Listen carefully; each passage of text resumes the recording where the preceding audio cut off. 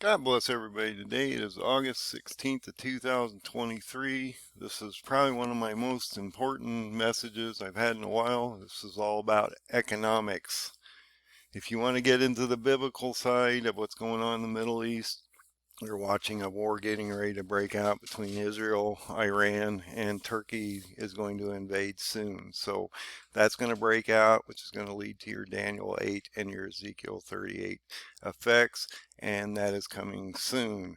But let's talk about the economy here. The economy is a mess. We have a Fed meeting at 2 o'clock today.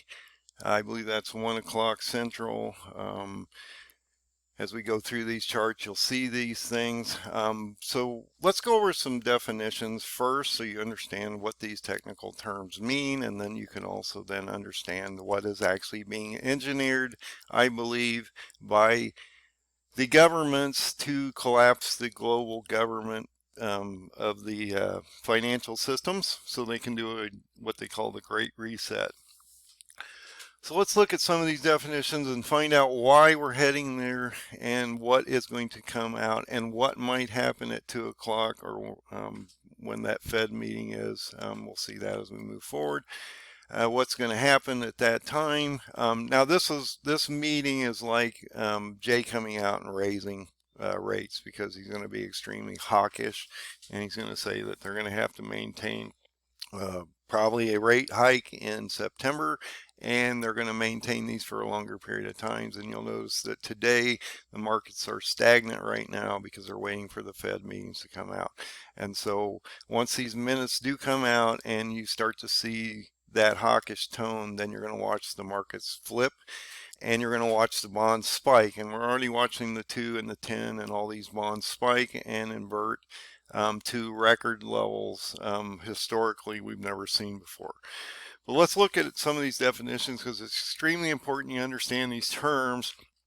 Then you'll understand what's happening in front of you. And there's a 3-step process of what's they're engineered to have happen at the end of this, which leads you right into that seal of economic collapse in the Bible called the third seal with the balances. So let's look at this. And now the government has been basically lying to you in the sense that they're telling you that we're not in a technical recession, when if you go out and look at the definition of a technical recession, we are in a technical recession and have been for almost a little over a year.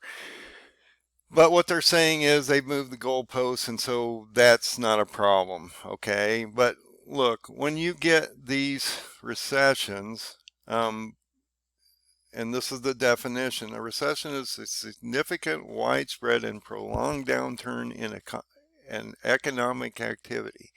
A common rule of thumb is that 2 consecutive quarters of negative gross domestic product, or GDP growth, means recession, although more complex formulas are also used. Now, they've completely changed the formula because we've already been in a technical recession, as I'm going to show you here in a minute.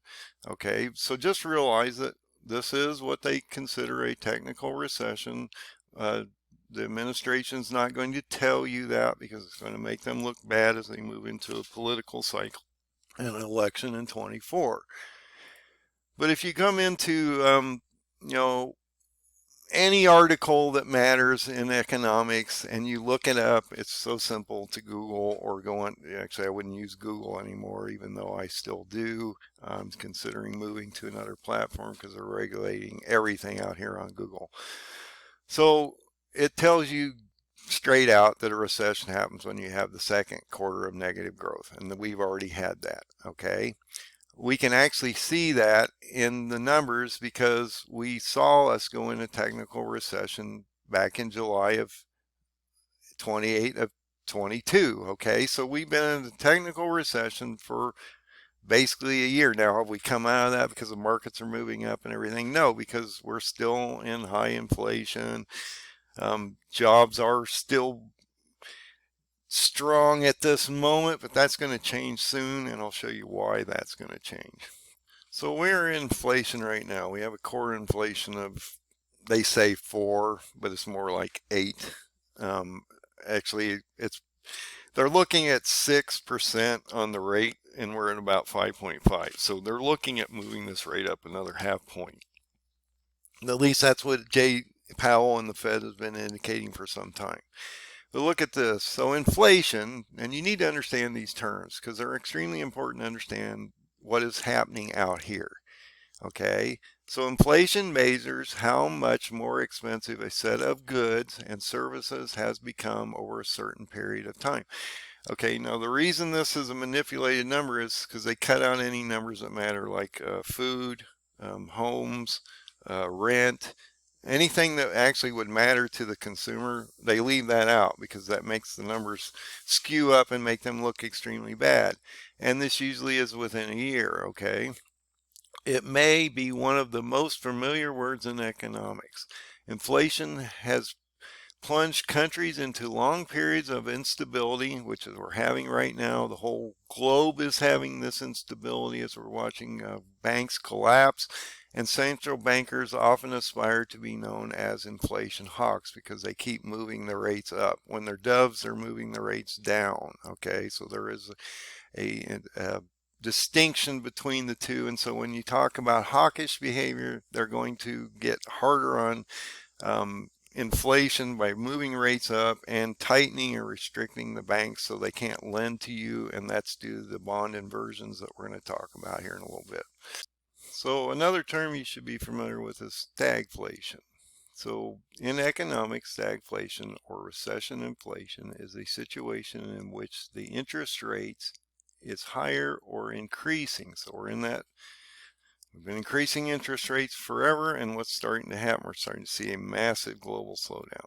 Okay, so this is going to see a massive economic growth slows down. No credit is being delivered to people for loans and different things like that. People are going to start to default here soon, and we're going to start to see margin compression, which means they don't have profitability, and then they're going to see massive layoffs due to the high inflation and economic slowdown in the growth of the economy. This presents a dilemma for economic policy because they have to continue to raise.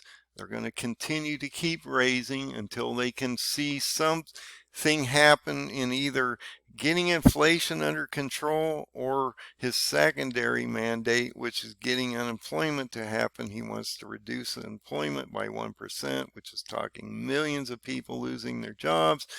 And so at 2 o'clock when he comes out and talks about this, he's going to talk about we aren't getting our mandates, and so we're going to stay hawkish, and we're going to have to keep moving the rates up on September. And this is going to change the markets today as he talks, because they're going to say, oh, you know, we've been pricing in cuts or pauses, and this is not going to happen.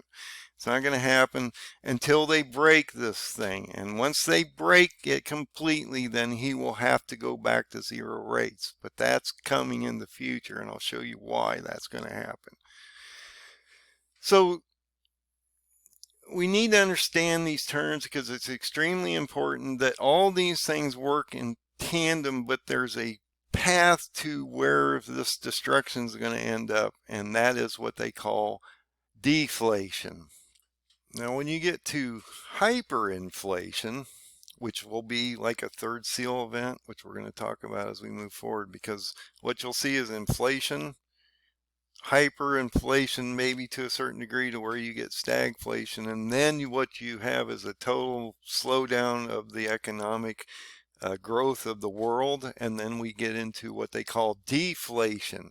Okay, deflation has another layering effect, and we're going to show you that definition in a minute. But what would happen is we would deflate to the point where they would drop all the rates down to zero because the environment isn't allowing anybody to purchase, and we've had massive layoffs and different things like that. And then what that would occur is if they can't control this, because when they drop these rates to zero because they've already broken it, it's impossible to bring this out without hyperinflation with total stagflation on the ground. Okay, and I'm going to try to layer this so you can see how this occurs. Okay, hyperinflation is termed to describe rapid, excessive out of control general price increases in the economy. Well, we just had that, okay? So you've seen this hyperinflation already in food, gas.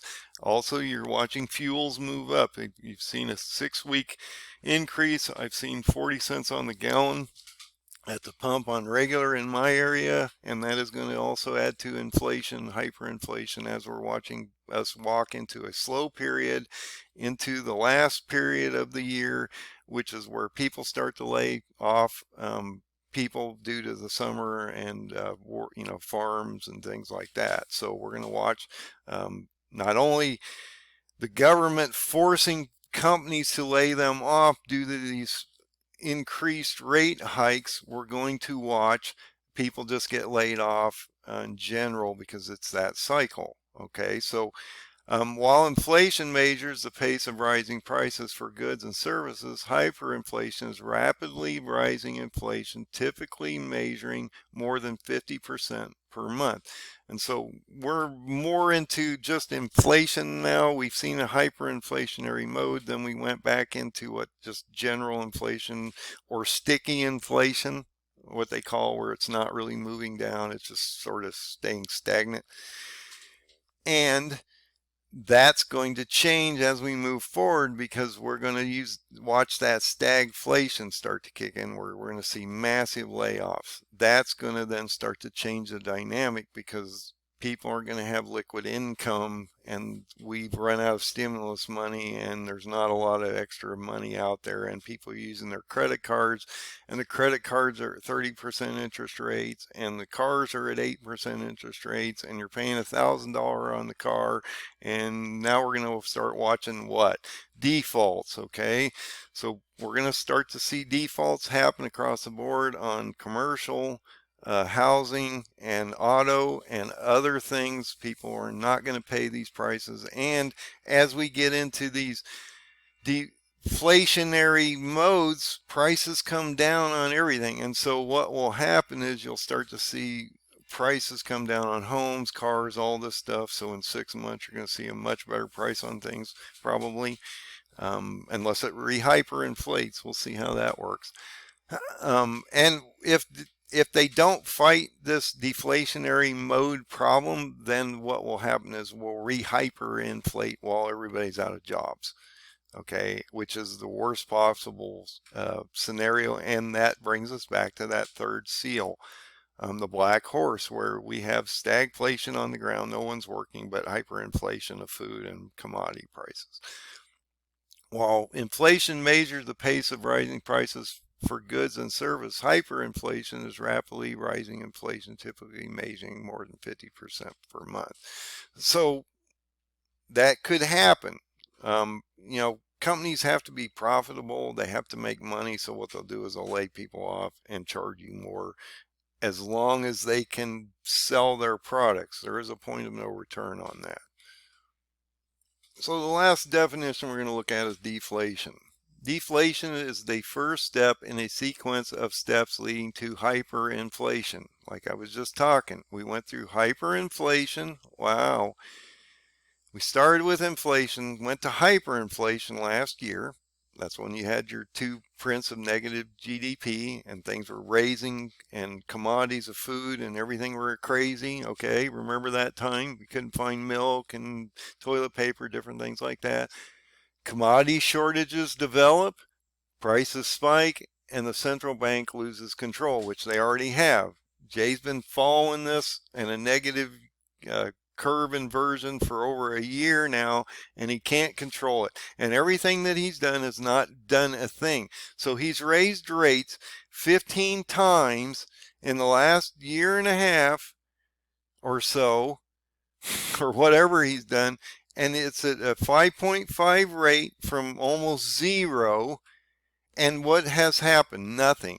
We're not seeing massive layoffs yet, and we're not seeing inflation under control. And that's what he's going to say at 2 o'clock, is he hasn't got either of these mandates. And they want to get back to 2%. So they're going to put maximum pain on you to get to that 2%. And that is by eliminating jobs, which is what he's been trying to do for 6 months now, and he hasn't been able to do it. So we're going to watch that start to happen as we move into the slow season here. But what we are seeing now is a really troubling effect, because China is in now massive deflation, okay, which is amplifying China's economic woes. Their property sector is collapsing, their banking sector is collapsing, their service sector is collapsing. I've just posted a report on a video a while back that indicated that 14% of their exports have collapsed because nobody wants China's junk anymore, okay? So China's going to slow down, they're going to deflate, and this is going to come back to us as deflation, and when that happens, that's going to hurt us.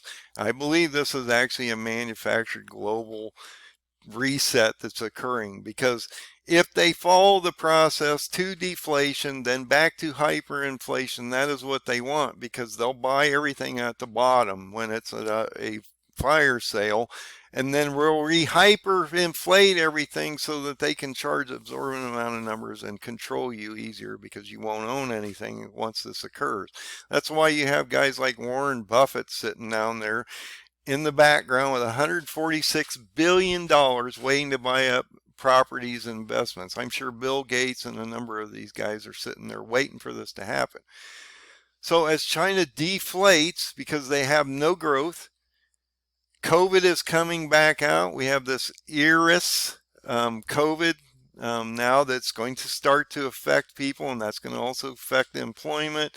That's going to affect people and how they're working at home, which is going to be more of a collapse on the property sectors of the commercial properties, because nobody's going to want to go in and deal with this. And so we're going to have to mask up again. They're going to require you to mask up again. They're going to force it because Biden's into this camp, okay? So just realize all this is getting ready to come upon you soon. And I lied to you. There is one more term that we should look at: an economic depression. An economic depression is a period of carried long-term economic downturn, which we're getting ready to watch right now. We're already in recession over a year ago, July 22, okay? We're getting ready to walk into depression. They're not telling you this because it's a propaganda machine out here, like the Nazi Germany propaganda machine back in World War II. They're not going to tell you the terrible stuff. They're all going to make it look rosy.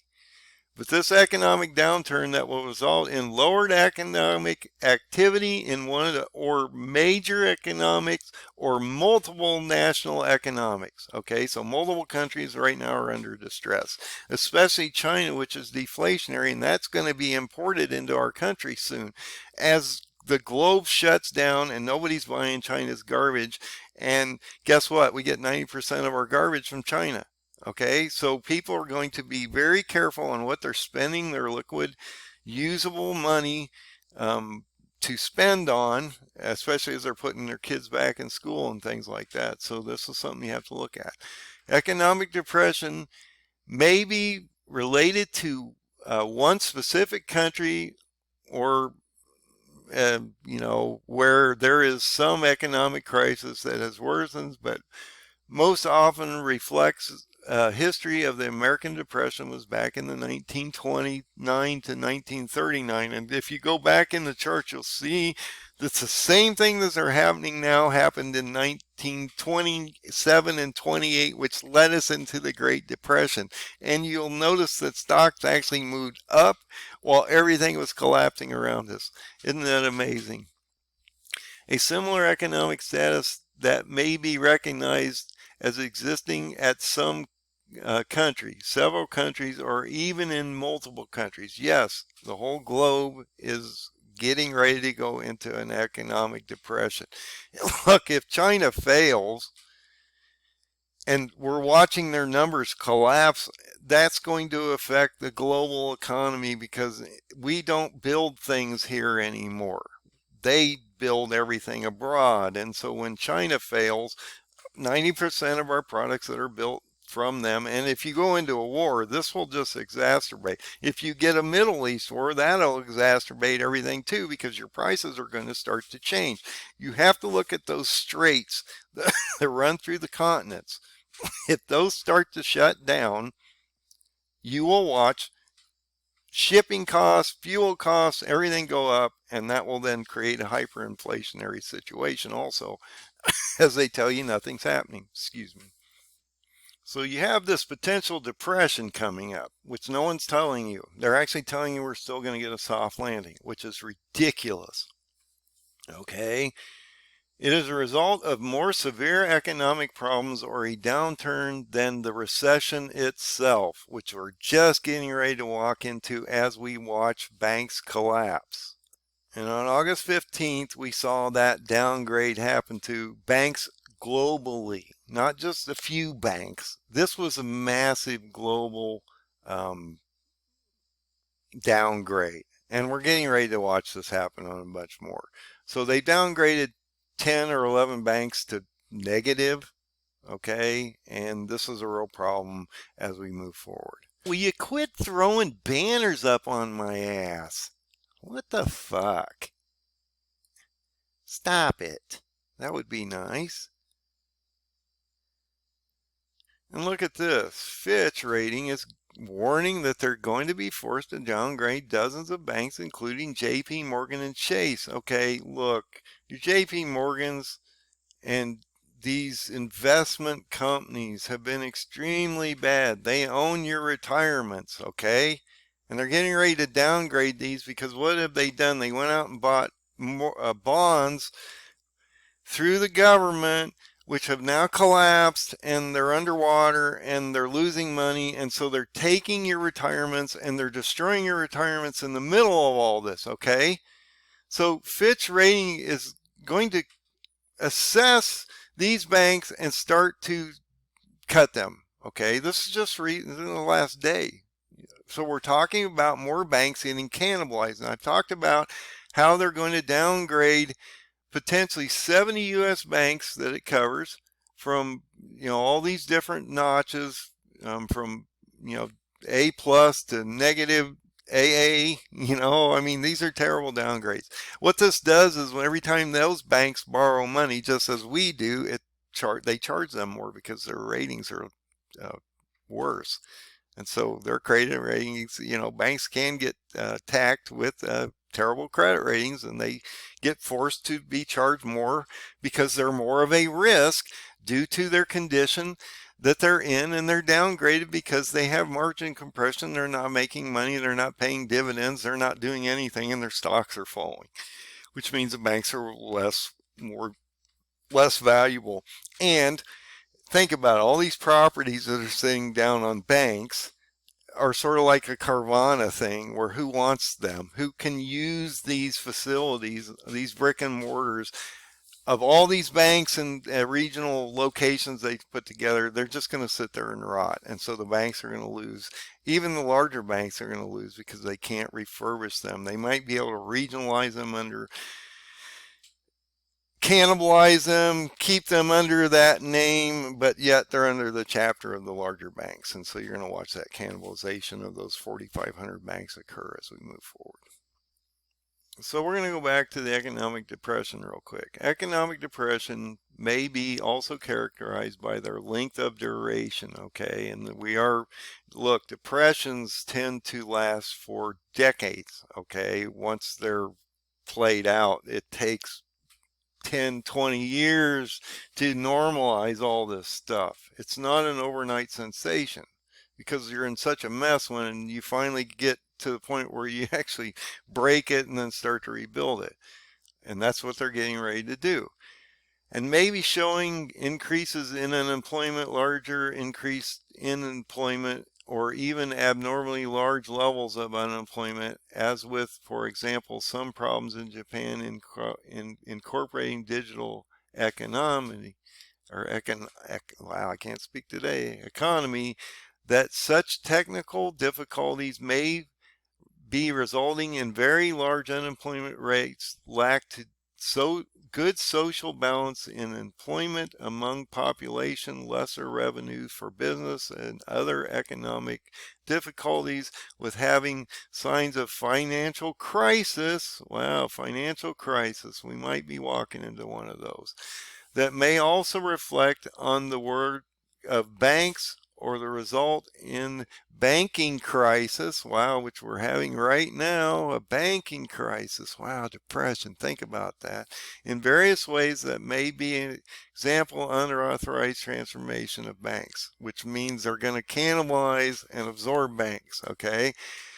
And further, the crisis in investment and credit. Yes, your 401s, all the money that you have in your pensions and all this that are wrapped up in the JP Morgans and the Chases and stuff are getting ready to collapse because they've made terrible investments that are going to come back to hurt them soon as we watch these bonds potentially melt up once Jay Powell comes out and says, look, I'm going to keep raising. We're going to watch a bond melt up and these rates are going to go up higher. I'm going to show you where they're at here in a minute. So look, I'm not going to, you keep getting into this and it looks ugly. Depressions are terrible, but deflationary depressions are extremely terrible because there's no good that comes out of that. And then if it hyperinflates on the backside and no one's working, they have no money and they're just going to lose everything in the process. And that's what they want. They want you to lose everything. Okay, so just realize that there is a plan here. Okay, so look, you get this banking crisis in various ways that may be, for example, unauthorized transformation of banks, which is what I talk about, cannibalization. Banks fail, they get bought up by the Bank of Americas or the Jamie Dimons of the world that love this type of environment. That's what they're doing. They're buying up all this stuff and getting richer all the time. And further the crisis, investment and credit. Wow, we got a credit crisis, $1 trillion in credit. People can't quit spending their money. That's why the economic side looks good, because people are using all their credit lines right now, and investment is actually being tapped into to buy homes and things like that because they're not making money in the markets now. So they're liquidating their outflows in the investment sector is extremely high right now, and so all that's placing even more stress on these institutions. And they also can't get banks to loan to them anymore, because why would they when they're inverted?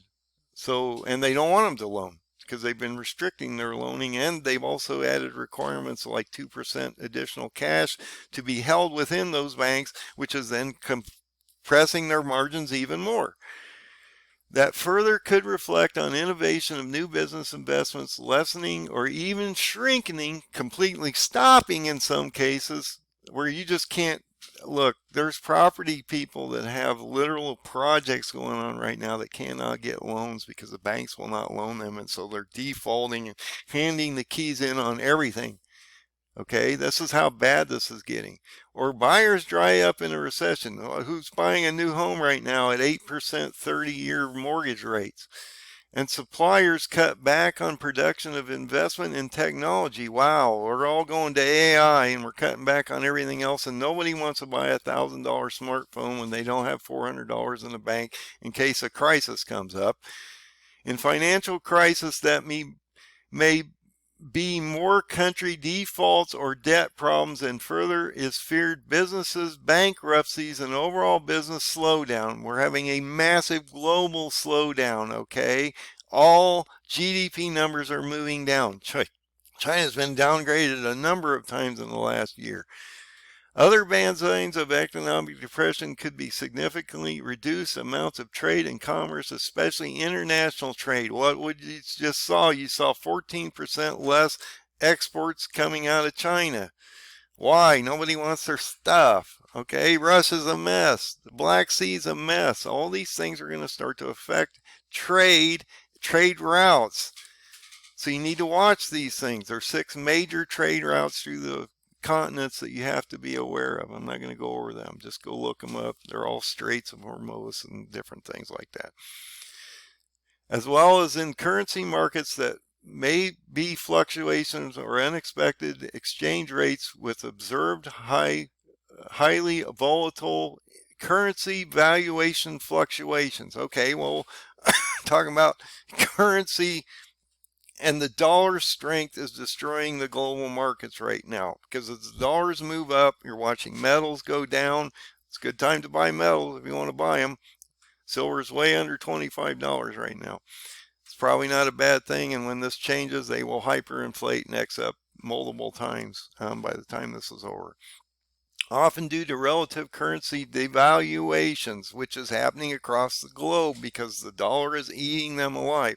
The Japanese yen is almost at 146 right now. When it gets to 150, they're going to step in with curve controls and they're going to start buying up what we did, more mortgages and things like that to keep their economy from failing, okay? And what they do is they buy these things up to deflect and move that curve of the interest rates down and hold it down so they're not getting destroyed out here. Other signs of depression are prices deflation, financial crises, stock market crashes, or even bank failures. Wow. All this is happening right in front of your faces right now. Or even specific behavior of economic agents or populations that are also common or also non-common elements of a depression that do not normally occur in a recession, which you are already in. So you're getting ready to move into the last leg, and Jay might just push the button today. Because when he sends the markets into a mess at 2 o'clock and they realize they're not going to lower these rates, guess what? Your bonds are going to spike. And this is a problem because the banks borrow at the 2-year rate of Treasury, which is at 5%. Okay, almost. It actually went over 5%. It fluctuated back.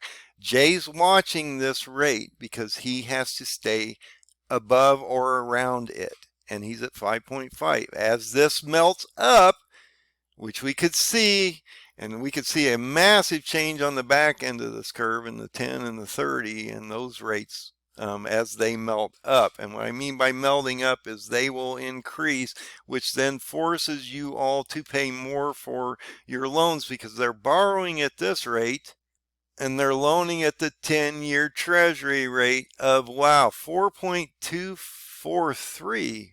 Wow, the 2 is at 5 almost. So the bank can't loan without being underwater immediately.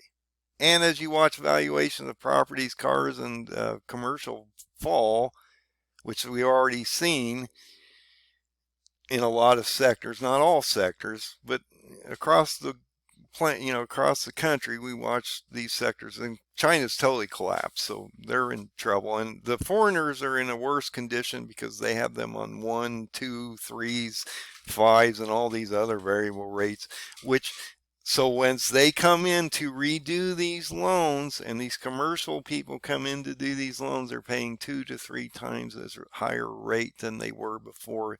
They can't do that. They will take and hand their keys in because their margin compression is beyond stupid. And that's when you'll start to see these massive layoffs because they can't hold people even though they'd like to. They've tried to hold people in place because they can't find good workers. But now they may have to lay them off because they have no choice because of margin compression due to this inversions. So you now have a bank that cannot borrow, cannot loan, have to hold more money. The inversion forces them to basically what? Lay loan officers off and other people within the banks to allow them to alleviate some of this margin compression, okay? And when you go into this 2-year bond, you realize, okay, these banks are in trouble. Now, if this melts up, this could go to a 5, 5.5. That is detrimental to home loans, okay? And look, when I got my house, even though I went through a regional bank, they were 3.5, and I ended up paying like 5.5 because the banks tell you because they're regional that's a good deal, which I never quite understood why I'm paying 2% more when I could go through another bank, but I'll support the regional bank. It's whatever.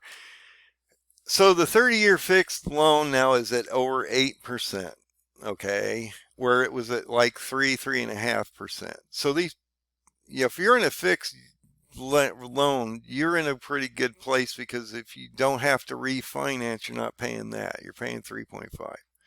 15's the same, but you're still not paying 4. You're paying 7.148, okay? But this is where they're going to start killing you on these 10s and 6s and, these short-term balloon and predatory loans, because they were at maybe 5, now they're at 8. Okay, but the foreign loans are working off a 1, 2, 3, 5, 7 type structure. They're even higher. They're over 8% on these. Okay, when they were at like 2, so they're paying a lot more on interest. So you're watching this melt up and I believe we're going to watch this get really bad today. I may be wrong. Nobody can predict these things. But if he comes out with a hawkish thing, the markets are saying that he's going to either cut or pause or not extend these rates as long, which is just nonsense. He's going to dampen all that down today and say, look, you're just wrong, and that's going to send the markets into a real mess. So in 35 minutes, we're going to see the Fed come out, and they're going to give you the minutes, and then the markets are going to digest those minutes, and I'm guessing that Jay will have to come out and make his presentation, which is then going to just totally shock the markets into the next year. Within the next 34 minutes, we're going to watch potentially these markets melt up through the bonds, and you're going to watch the Dow and the markets completely crash out today, potentially due to this hawkishness of the Feds, and we'll see how that all plays out as we move forward. So they have 8 normal meetings. This is just a minutes meeting. It's not a rate hike meeting like they have in August and September. So they're just going to give you the feel based on the data points, which is just ridiculous because none of the data makes any sense, and they're hiding most of the information from you, that they're going to have to keep raising this, and they're looking at a 6% rate still so that they can then cause pain on you, create massive unemployment, drop the rate back down to 2% over time. That is what he's going to say. And that's pretty much, you don't have to watch the whole thing because that's basically where he's going with it. And this is why the markets are negative to flat. Okay. They were flat, or actually the Dow was up for a little while there. But you're going to watch this potentially drop.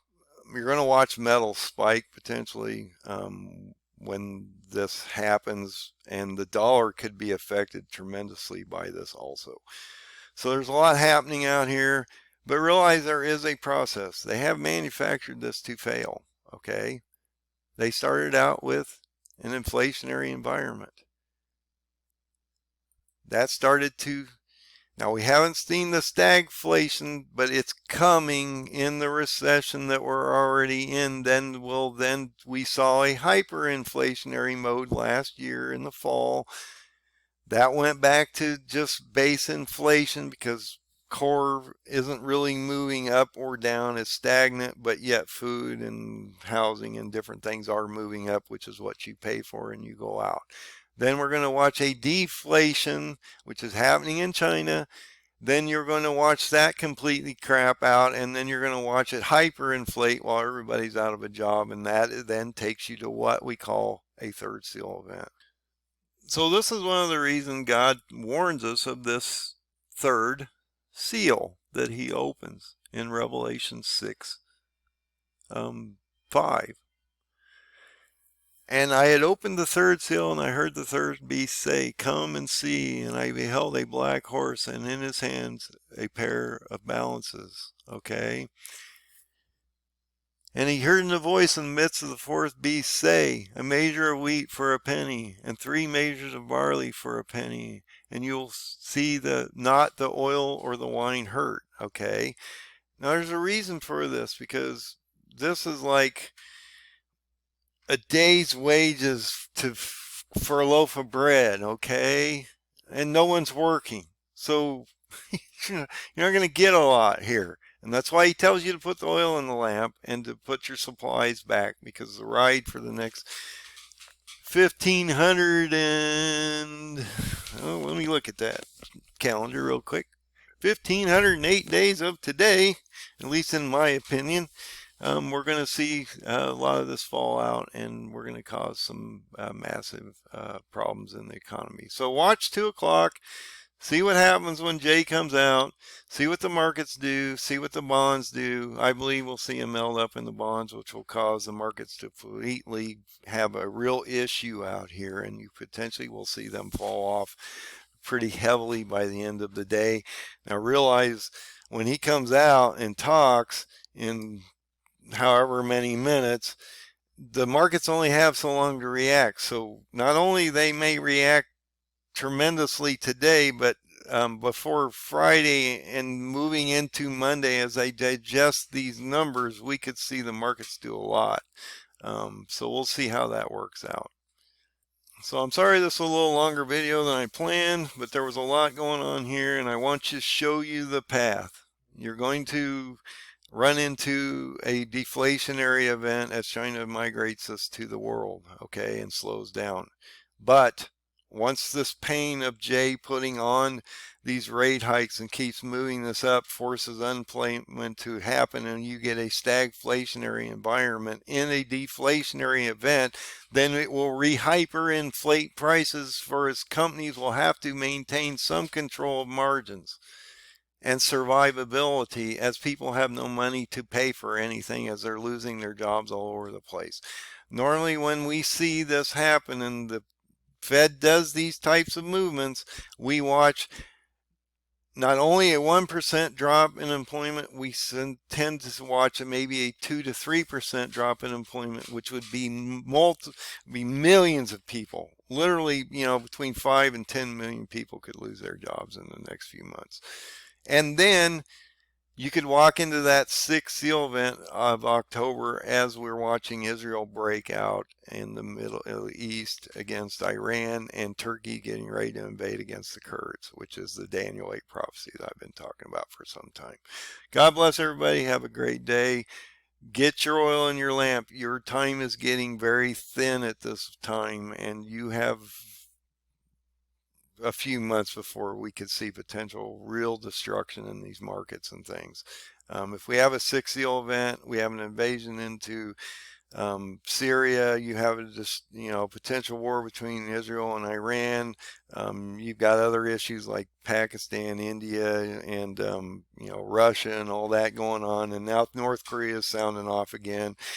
A lot's going on out here, and the markets can't digest all this. They're just working off the numbers during the day as we see them come out.